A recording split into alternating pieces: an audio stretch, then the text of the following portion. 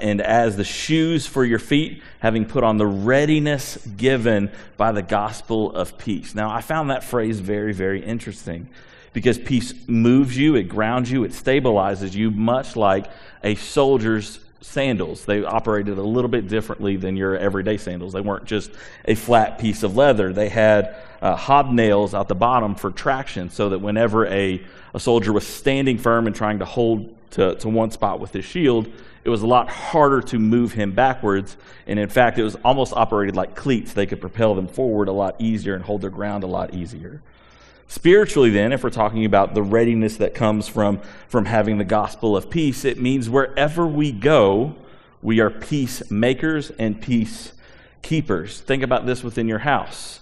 Whenever an adult, parent, mom, dad, whoever comes in, if you come in and you sow some kind of not peace, usually that takes root within your house, whether it's with your kids, with your spouse, whoever might be there with you. Anytime you are not sowing peace, it quickly invades the entire house. But the people who do sow peace wherever they go create great habitats and environments for everybody to be a part of. There's this readiness that comes whenever we are sharing the gospel of peace wherever we go.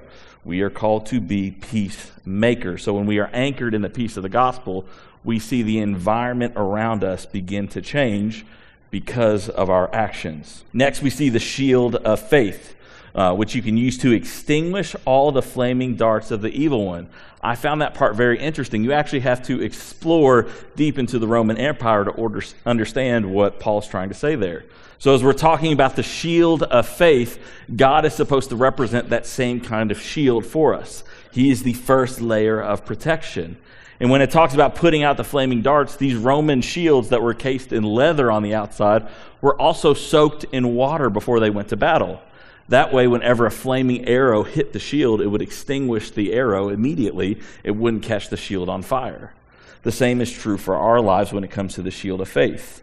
If we are grounding ourselves in God's presence, then he acts as a hedge of protection that often fights away the arrows that we never even see in life. Placing our faith in God is the first line of defense when it comes to oncoming attacks.